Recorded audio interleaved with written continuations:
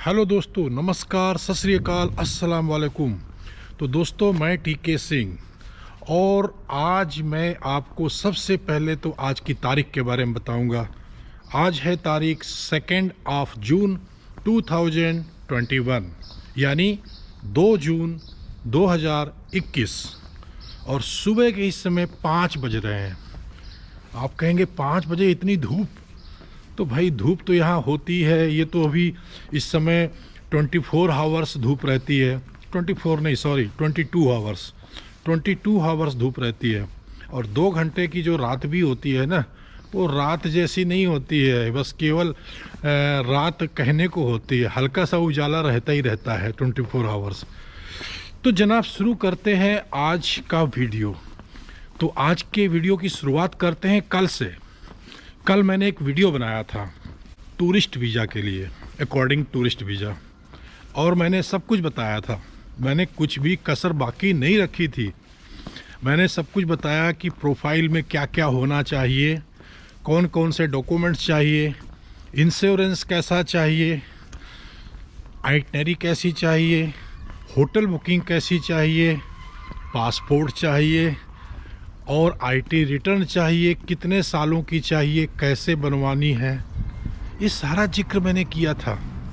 और मैंने ये भी जिक्र किया था कि ट्रैवल ट्रैक रिकॉर्ड कैसा चाहिए, कितने कंट्री का चाहिए, मिनिमम मैक्सिमम। कहने का मतलब ये है, सारी बातें तो अभी नहीं बताऊंगा मैं, क्योंकि ऑलरेडी मैं कल के वीडियो में बता चुका हूँ। पर ये ज़रूर कहना चाहूँगा कि मैंने कोशिश की थी कि सब कुछ मैं कवर कर लूँ कल के वीडियो में। मानता हूँ कुछ चीज़ें रह गई थी, वो मैं आज पूरी कर देता हूँ। लेकिन समस्या ये है कि लोग पूरा वीडियो नहीं देखते हैं, बस केवल वीडियो का टाइटल देख करके, थंबनेल देख करके और कर देते हैं सीधा कमेंट। अब ऐसी कमेंट्स का मैं क्या जवाब दूँ? कमेंट्स पढ़ करके ही मालूम पड़ता है कि बंदे ने वीडियो देखा ही नहीं है। तो भाई, इतनी मेहनत करके वीडियो बनाता हूँ, क्यों बनाता हूँ? जिससे कि आपको सारी इन्फॉर्मेशन मिल सके। और कौन सा मैं आपसे पैसे ले रहा हूँ? आपको तो फ्री इन्फॉर्मेशन दे रहा हूँ। अगर यही इन्फॉर्मेशन आपको कोई इंडिया का या पाकिस्तान या बांग्लादेश या नेपाल या किसी भी कंट्री का, मेरा मतलब कि किसी भी कंट्री का कोई एजेंट अगर आपसे पैसे लेकर के और बातें बताता, तो आप बिल्कुल पत्थर की लकीर मान करके और उसको मान लेते, आप उसको पालन करने लगते। मेरा कहने का मतलब ये है कि अगर कोई भी एजेंट जिसका काम ही है पैसा लेकर के इन्फॉर्मेशन शेयर करना, और वो भी आधी अधूरी, सही इन्फॉर्मेशन कभी नहीं देता है। उसका कारण क्या है कि सही इन्फॉर्मेशन दे देगा तो उसको पूछेगा कौन? तो वो उसको लोग पूछते रहें, उसको कांटेक्ट करते रहें और उस पर भरोसा करें कि वही केवल काम करा सकता है, दूसरा कोई नहीं करा सकता है। इसलिए वो कभी भी पूरी इन्फॉर्मेशन नहीं देता है। लेकिन मैं ठहरा अलग किस्म का कि मैं आपको जो भी नॉलेज है, जो भी एक्सपीरियंस है, सब कुछ शेयर कर रहा हूँ बिंदास होकर के। कोई परवाह नहीं कर रहा हूँ। क्यों परवाह करूँ? क्योंकि मेरा मकसद ही नहीं है। मैं कोई ट्रैवल एजेंट तो हूँ नहीं जो मैं आपको इन्फॉर्मेशन उतनी ही शेयर करूँगा जिससे कि बाद में उसको आपका कांटेक्ट करना पड़े। तो बात इतनी सी है। देखो, कल के वीडियो में कुछ चीज़ें रह गई हैं, मैं मानता हूँ, तो उनको आज के वीडियो में मैं कवर करने की कोशिश करूँगा, क्योंकि ये भी मस्तिष्क है भाई, हर चीज़ याद नहीं आती है।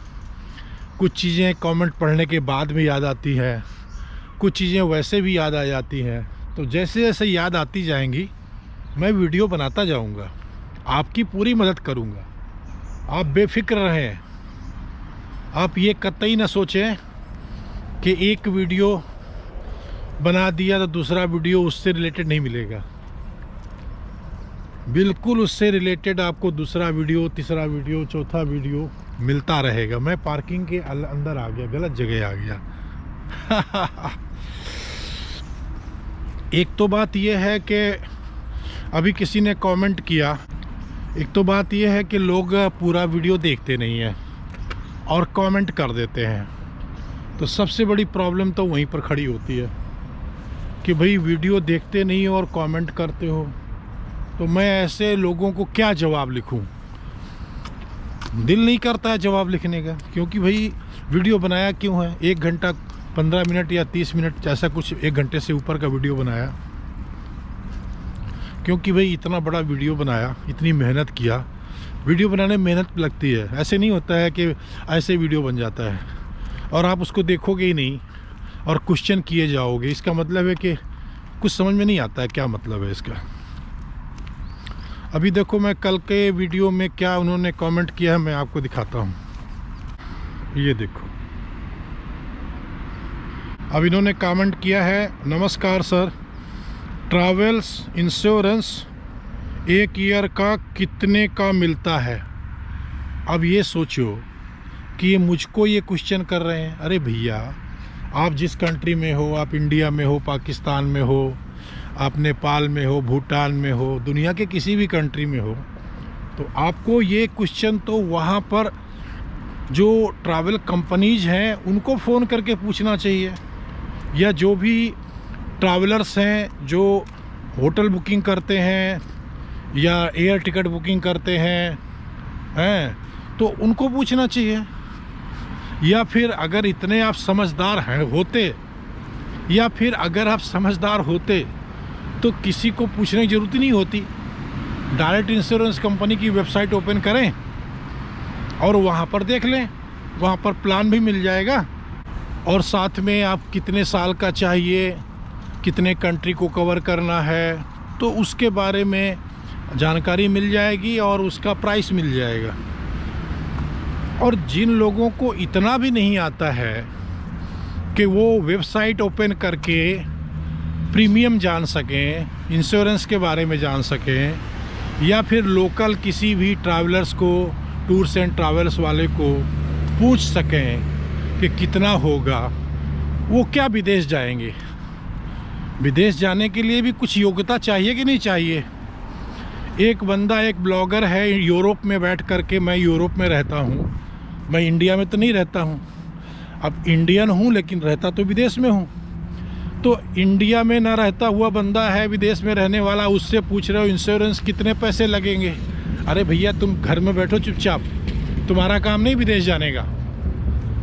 ये ऐसे क्वेश्चन आप ऐसे कुछ रिलेटेड पूछो ना मेरे से, जिसका जवाब केवल आपको मेरे से मिल सके। देखिए, मिस्टर विकास जी ने लिखा है कि ट्रैवल इंश्योरेंस 1 ईयर का कितने को मिलता है, एनी आइडिया। दूसरा क्वेश्चन किया कि वर्क वीज़ा के लिए मिनिमम बैलेंस कितना चाहिए। तो चलेगा क्या, 1 कंट्री का चलेगा क्या। ट्रैवल टेक रिकॉर्ड के बारे में पूछ रहे हैं कि 1 कंट्री का चलेगा क्या। फिर नीचे पूछते हैं वर्क वीज़ा के लिए इनकम टैक्स रिटर्न चाहिए। अरे भैया, ये वीडियो है टूरिस्ट वीज़ा के लिए, तो आप ये टूरिस्ट वीज़ा तक ही इसको रखो ना।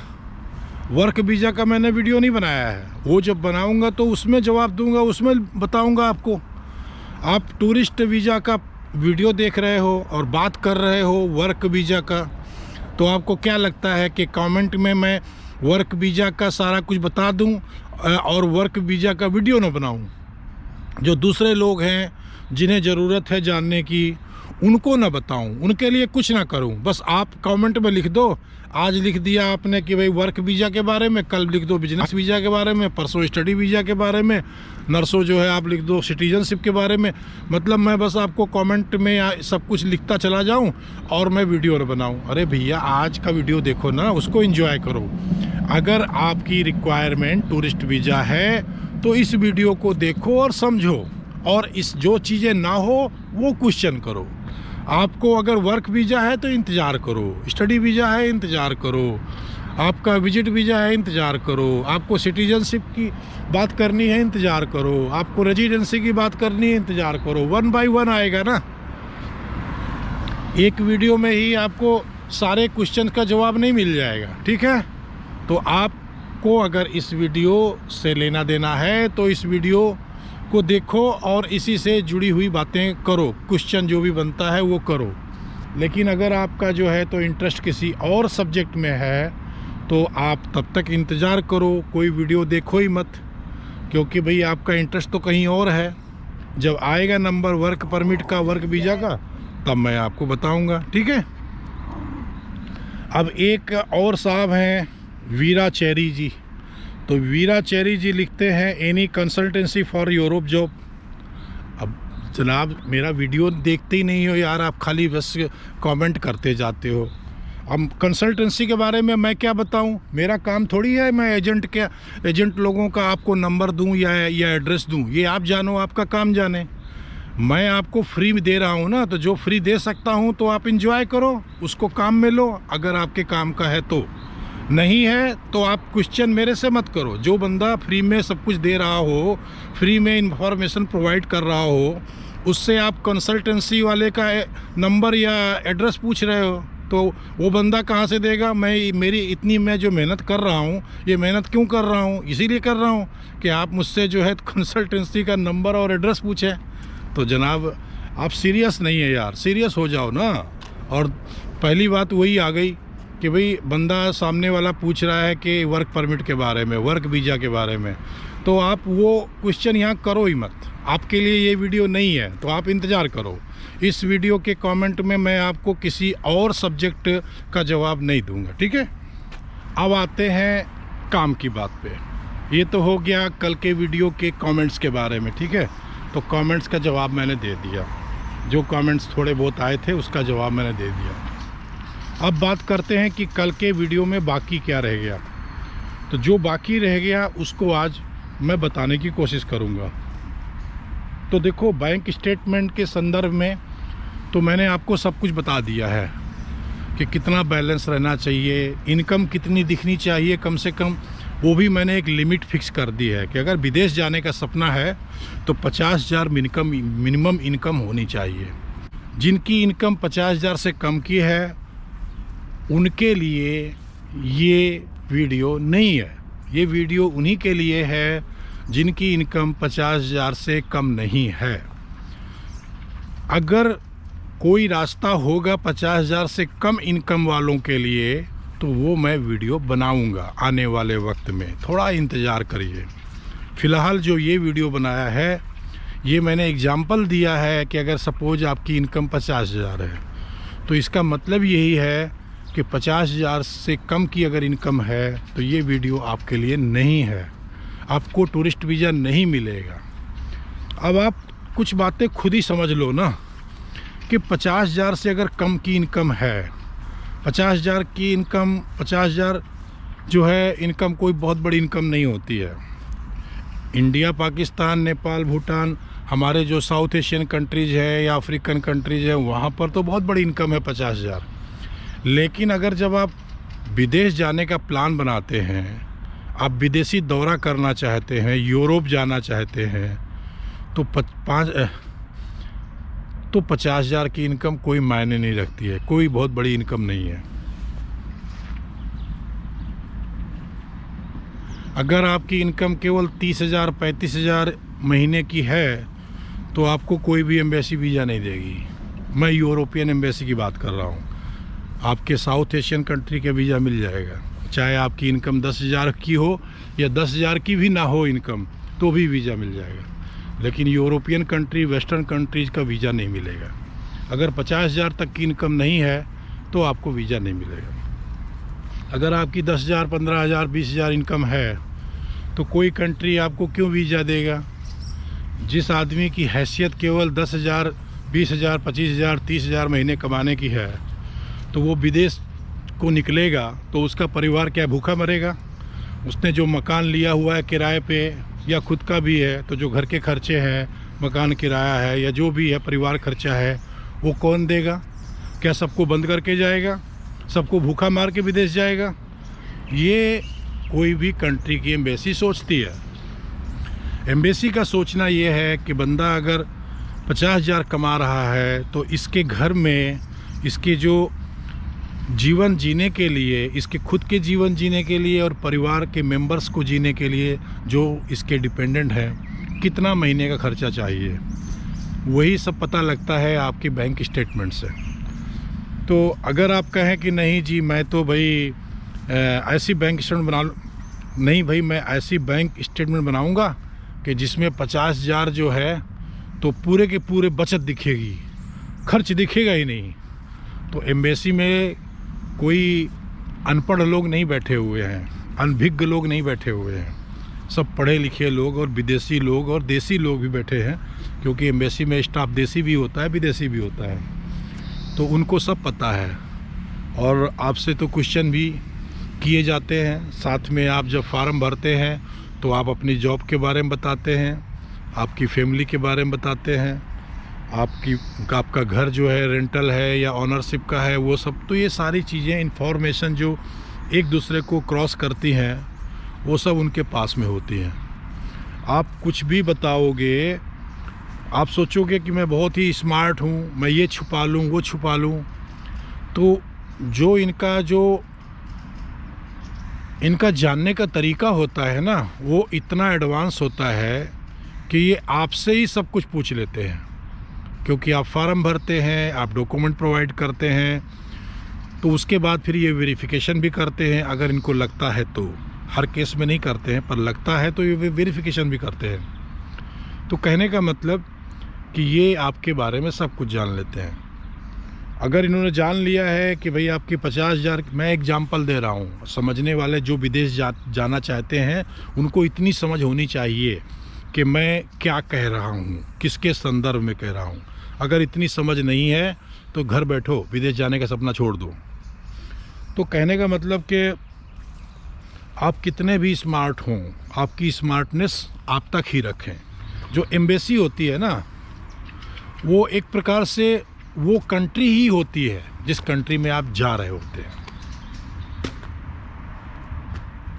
बात है कि आप एम्बेसी को आप समझते क्या है, कि आपके कंट्री में जो किसी भी कंट्री की एम्बेसी है ना, तो वो उस कंट्री की एम्बेसी का मतलब है वो कंट्री ही आपके कंट्री में है। जिस कंट्री की एम्बेसी आपके कंट्री में है और जिस कंट्री में आप जाना चाहते हैं, अगर उसकी एम्बेसी जाते हैं तो ये समझ लो कि आप उस देश में जाते हैं। तो उस देश की जो कंट्री की एम्बेसी है, तो आप क्या सोचते हैं, वहाँ पर अनपढ़ लोग बैठते हैं, अनजान लोग बैठते हैं, उनके पास सारे सोर्सेस होते हैं, और उनके पास में जो स्टाफ होता है वो आपके मुल्क का भी स्टाफ होता है और उनके मुल्क का भी स्टाफ होता है। तो वो सारे एक्सपर्ट लोग होते हैं। एम्बेसी में दाल चावल बनाने वाले सब्जी बेचने वाले नहीं बैठते हैं, वहाँ सब एक्सपर्ट बंदे बैठे होते हैं। वो आपके इंटरव्यू से, आपकी प्रोफाइल से, आपके डॉक्यूमेंट से सब कुछ तय कर लेते हैं कि बंदा है क्या ये, तो उसी के अकॉर्डिंग आगे डिसीजन होता है। तो आप ये बिल्कुल ना सोचें कि आप जो भी कहेंगे वो मान लिया जाएगा। हाँ, जो भी आप कहेंगे वो सुन लिया जाएगा, वो पढ़ लिया जाएगा, आपके डॉक्यूमेंट्स भी एक्सेप्ट कर लिए जाएंगे, लेकिन उसके बाद में होगी तहकीकात। उसके बाद में एक दूसरे डॉक्यूमेंट्स को मिलान किया जाएगा, हर चीज़ चेक की जाएगी। अभी कई बार क्या होता है, गलती हो जाती है। बंदा सोचता है कि ट्रैवल डेट कोई है और एयर टिकट कोई भी बुक कर लेता है। सपोज़ कि आपको वीज़ा मिला 10 दिन का, तो अब उसमें लिखा हुआ है कि इस डेट से और इस डेट तक का जो है वीज़ा आपका वैलिड है और इतने दिन आप इस पीरियड के अंदर रह सकते हैं। सपोज अगर 10 दिन का वीज़ा दिया, इसका मतलब जो उसकी वैलिडिटी है वीज़ा की वो 30 डेज की है। तो अब लोग यहाँ गलती कर देते हैं, उन्होंने 15 दिन का जो है तो बुकिंग कर लिया होटल का और आइटनरी बनवा लिया। वो ये नहीं देख रहे हैं कि भाई 30 डेज के अंदर आपको केवल 10 दिन रहने के लिए मिल रहे हैं, 15 दिन नहीं। वीज़ा की वैलिडिटी है, जो उसका जो एक अवधि है कि किस डेट से किस डेट तक, वो दिया गया है कि भाई इन 30 डेज के अंदर यू कैन स्टे 10 डेज। तो यहाँ पर तो यहाँ पर आपको बिल्कुल गलती नहीं करनी है। जो आपको जितने दिन के लिए वीज़ा दिया गया है रहने के लिए, पूरा टाइम मत आप लेके चलें कि पूरे 1 महीने का है तो 1 महीने, नहीं, दिन आपको वहाँ रहने के लिए दिया गया है उतने दिन का ही आप होटल बुकिंग करें, उतने दिन के ही टिकट लें, और हर एक चीज़ का आपस में मिलान होना चाहिए। ये ना हो कि होटल बुकिंग अलग कुछ कह रही है कहानी, और ट्रैवल जो कि डेट है वो अलग कह रही है कि, और जो एयरलाइंस की आइटनरी है, एयर टिकट की बुकिंग है, वो कुछ अलग कहानी कह रही है, होटल बुकिंग की अलग कहानी है, और वीज़ा की अलग कहानी है।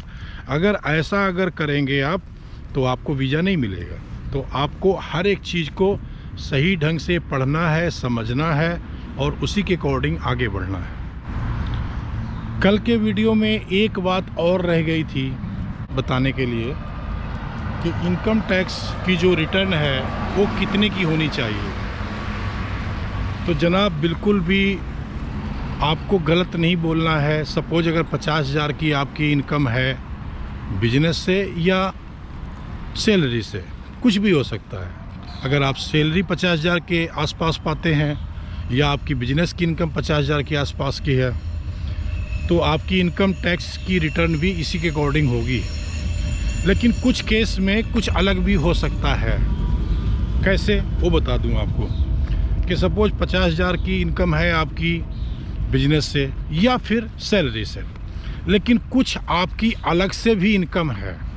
जैसे कि हो सकता है कि आपकी अपनी खेती बाड़ी हो, तो खेती बाड़ी से भी आपको पैसा आता हो, तो वो आप इनकम टैक्स की आईटी रिटर्न में आप भरेंगे, ज़रूर भरेंगे। हालांकि खेती बाड़ी में तो टैक्स नहीं लगता है, लेकिन इनकम का ब्यौरा देना पड़ेगा आपको। उसी तरह से सपोज आपके पास में प्रॉपर्टी है, रेंटल प्रॉपर्टी, बिल्डिंग्स हैं, रूम्स हैं, अपार्टमेंट्स हैं, और आपने किसी को रेंट पे दे रखा है तो उसका रेंट आता होगा, तो ये भी इनकम हो सकती है, तो वो उसका भी हवाला आपको देना पड़ेगा। सपोज आपने कहीं इन्वेस्ट किया हुआ है और उसका भी कुछ पैसा आता है। मतलब जहाँ जहाँ से जो भी इनकम होती है उन सब का ब्यौरा देना पड़ेगा आपको इनकम टैक्स की रिटर्न में।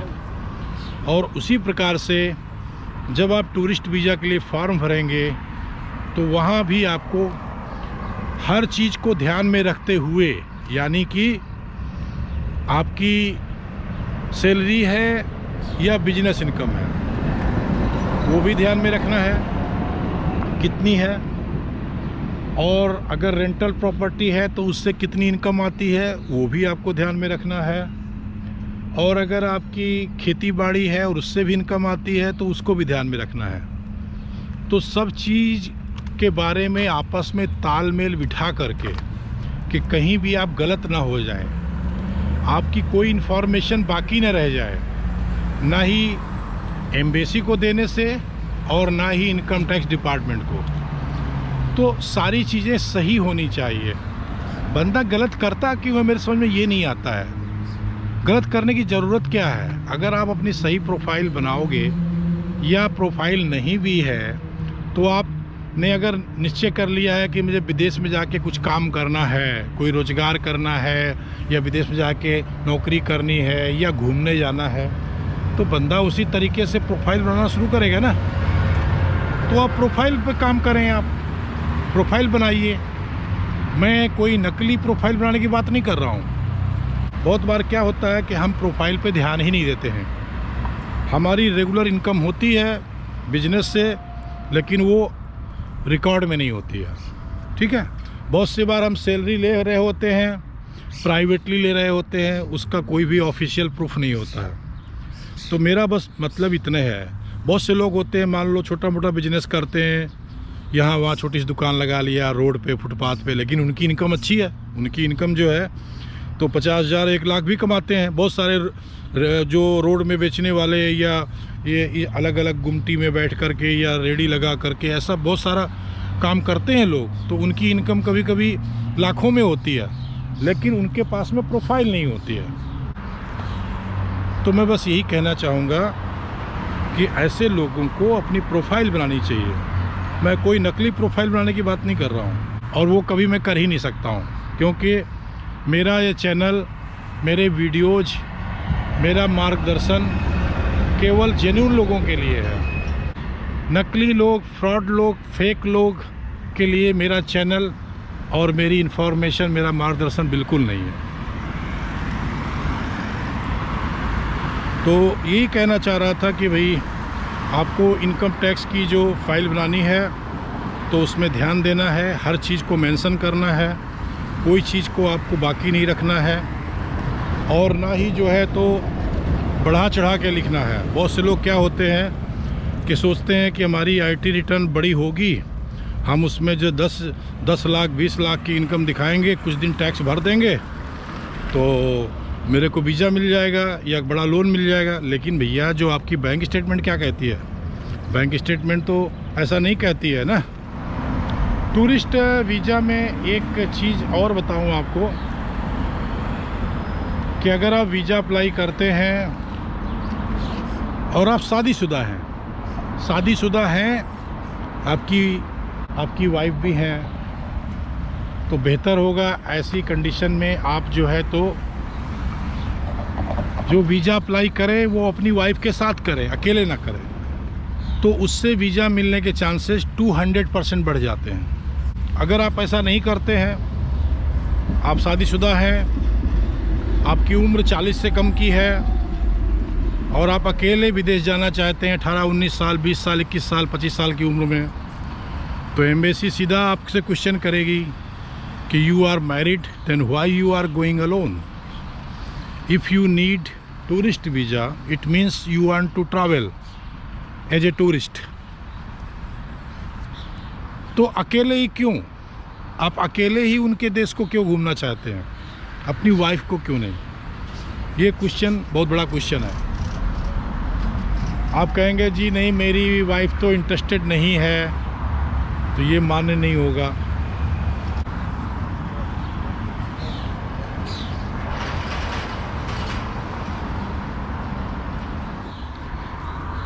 और अगर आप शादीशुदा हैं और आपके बच्चे भी हैं तो वीज़ा मिलने के चांसेस 400% बढ़ जाएंगे।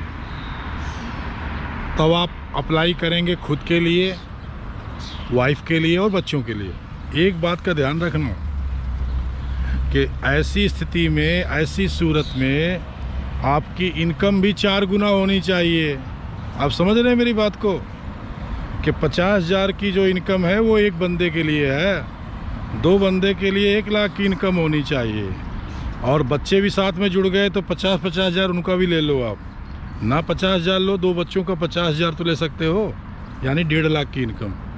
तो अगर आपकी 1.5 लाख की इनकम है तो आप बिंदास्त हो करके आप अपनी वाइफ का और अपने बच्चों का सबका एप्लीकेशन एक साथ डाल सकते हैं टूरिस्ट वीज़ा के लिए, और आपको वीज़ा मिलेगा बशर्ते बाकी की जो कंडीशंस हैं, जैसा कि मैंने कल के वीडियो में बताया हुआ है, अगर वो सारी कंडीशंस, वो सारी चीज़ें आप पूरी कर लेते हैं तो आपका 400% चांस बढ़ जाएगा बच्चों के साथ, बीवी के साथ। लेकिन चीज़ें सारी ध्यान रखना है, जो कल के वीडियो में बताया है वो भी, और जो आज के वीडियो में बताया है वो भी, यानी कि आपकी इनकम ऐसी स्थिति में आपकी वर्तमान की इनकम से कम 3 गुना होनी चाहिए।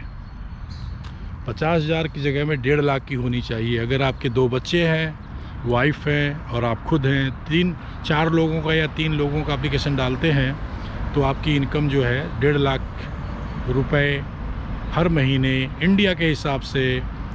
बाकी बगल के देशों में तो उसी हिसाब से कैलकुलेट कर लें कि इंडिया के हिसाब से अगर एक बंदे के लिए 50,000, 2 बंदों के लिए 1 लाख और 2 बच्चों के साथ टोटल पूरी फैमिली के लिए 1.5 लाख है इंडिया के रुपए में, तो वो पाकिस्तानी रुपयों में कितना होगा, वो बांग्लादेश में कितना होगा, नेपाल में कितना होगा या दूसरे मुल्कों में कितना होगा। यहाँ जो मैं बात कर रहा हूँ वो आपकी इनकम जो जितनी होनी चाहिए वो इंडिया की करेंसी की बात कर रहा हूँ, ठीक है।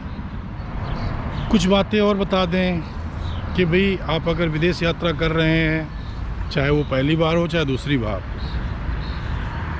और आपका वीज़ा मिल गया है एज ए टूरिस्ट या किसी भी तरह से आप जाना चाहते हैं, तो आप कोई भी ड्रग्स लेके ना जाएं। यहाँ तक कि जो मेडिसिन्स भी है ना आपकी दैनिक यूज की, अगर वो लेके जाते हैं तो वो भी आप अपने डॉक्टर से लिखवा के लेके जाएं कि आपको कौन कौन सी मेडिसिन डेली लेनी पड़ती है।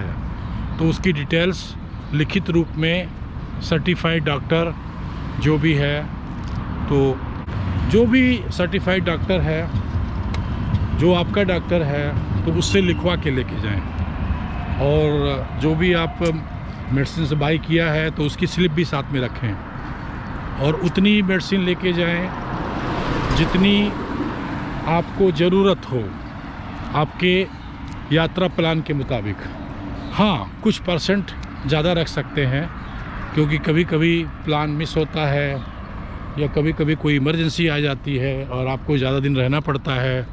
कभी कभी ऐसा भी करना पड़ता है कि इमरजेंसी कारण से आपको उस मुल्क में जहाँ आप जा रहे हैं आपको वीज़ा एक्सटेंड करवाना पड़ता है, तो एक्सटेंड हो भी जाता है। अगर आपको 10 दिन का वीज़ा दिया और सपोज़ आप यूरोप के किसी कंट्री में आए, सपोज़ आप किसी भी कंट्री में, नाम लेने की ज़रूरत नहीं है, आप वहाँ गए और आप वहाँ बीमार पड़ गए या कोई आपके साथ हादसा हो गया, तो ऐसी स्थिति में वहाँ पर आप जाएंगे इमिग्रेशन में, बशर्ते आपके पास 1 वीक होना चाहिए। अगर बहुत बड़ी इमरजेंसी है तो फिर ऐसी टाइम की प्रॉब्लम नहीं है, तो वहाँ जा कर के आप एप्लीकेशन डालेंगे कि भाई मेरे सामने ये प्रॉब्लम आ गई है और मुझे यहाँ रुकना पड़ेगा, मैं ट्रैवल नहीं कर सकता हूँ, मैं बीमार हूँ या कोई हादसा हुआ है, तो वो आपका वीज़ा एक्सटेंड हो जाता है। ये आप ध्यान रखिएगा। तो ऐसी स्थिति में आप अपनी मेडिसिन जो है तो कुछ दिन ज़्यादा की ले जा सकते हैं, डबल भी ले जा सकते हैं, but not more than double. ठीक है, इतना आपको ख़ास ख्याल रखना है।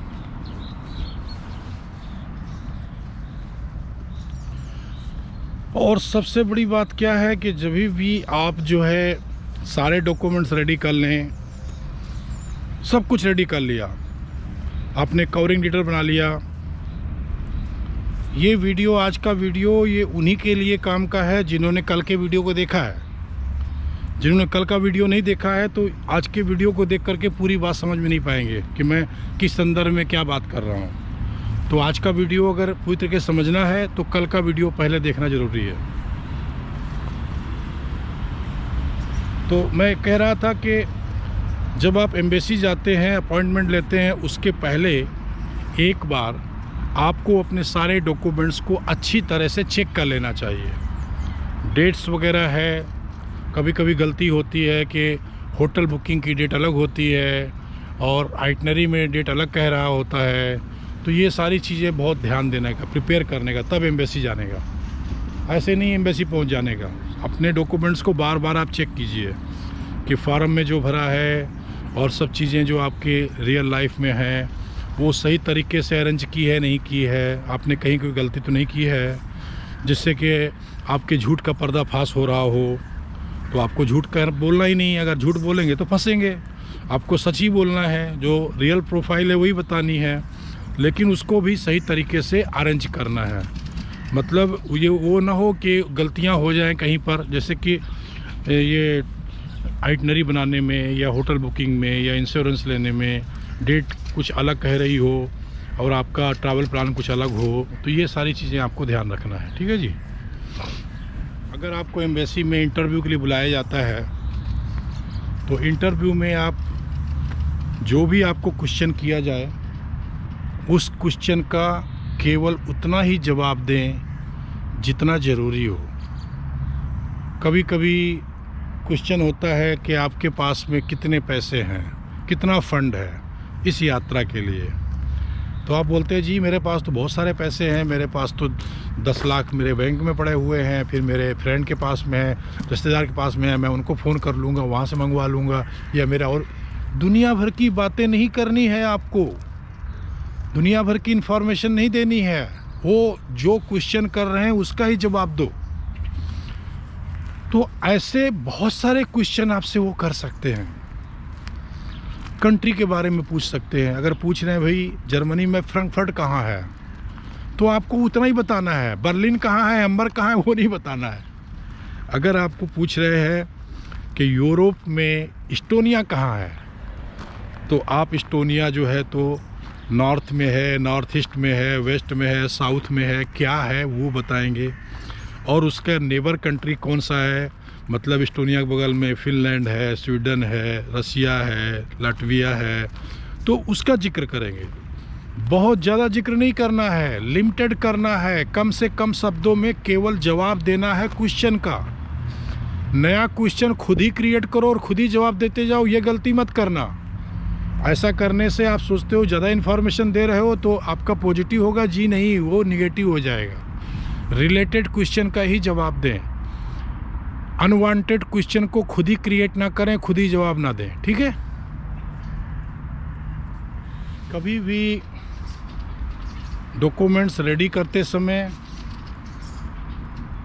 प्रोफाइल को सही करने प्रोफाइल को सही तरह से मैनेज करते समय, फॉर्म भरते समय या इंटरव्यू साक्षात्कार का सामना करते समय या एयरपोर्ट में इमिग्रेशन का सामना करते समय ओवर स्मार्ट बनने की कोशिश ना करें। क्योंकि ओवर स्मार्ट जब बनते हैं ना तो फिर वो मामला गलत होता है। जो बंदे होते हैं इमिग्रेशन में या एम्बेसी में, उन्हें पता लग जाता है कि बंदा बहुत तेज़ है, ये ओवर स्मार्ट बन रहा है, कल को ये हमारे मुल्क में जाके कुछ गड़बड़ करेगा। आप सिंपल, अगर एज ए टूरिस्ट आप जाना चाहते हैं तो टूरिस्ट सिंपल होता है, भोला होता है, इन्फॉर्मेशन होती है, नॉलेज होता है, लेकिन ओवर स्मार्ट नहीं होता है। ओवर स्मार्ट हर जगह बनने की कोशिश नहीं करता है, क्योंकि अगर हर जगह ओवर स्मार्ट बनने की कोशिश करेंगे तो मालूम पड़ रहा है कि आपका मकसद कुछ और है। आप बड़े ही कॉन्फिडेंस से, बड़े ही ओवर स्मार्टनेस से आप चीज़ों को हैंडल कर रहे हैं, तो कुछ भी हो सकता है, ये आप ध्यान रखें।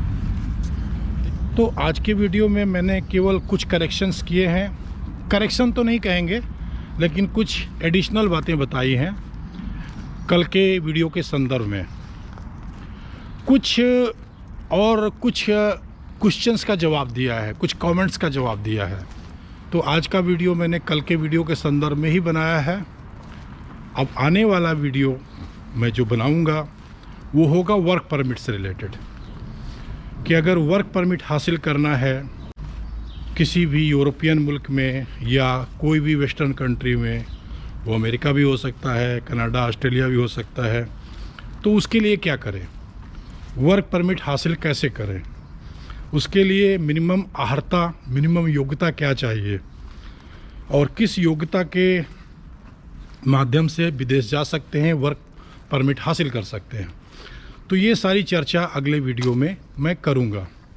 वो वीडियो कभी भी आ सकता है, कल भी आ सकता है या कल के बाद भी आ सकता है। कोशिश करूँगा कि जल्दी से जल्दी बना करके आप लोगों की सेवा में हाजिर करूँ। तो ठीक है, आज के वीडियो में इतना ही काफ़ी है। इंतज़ार करें कल के वीडियो के लिए, ठीक है। थैंक यू, शुक्रिया, धन्यवाद, अल्लाह हाफिज़, खुदा हाफिज़, राम राम, जय हिंद।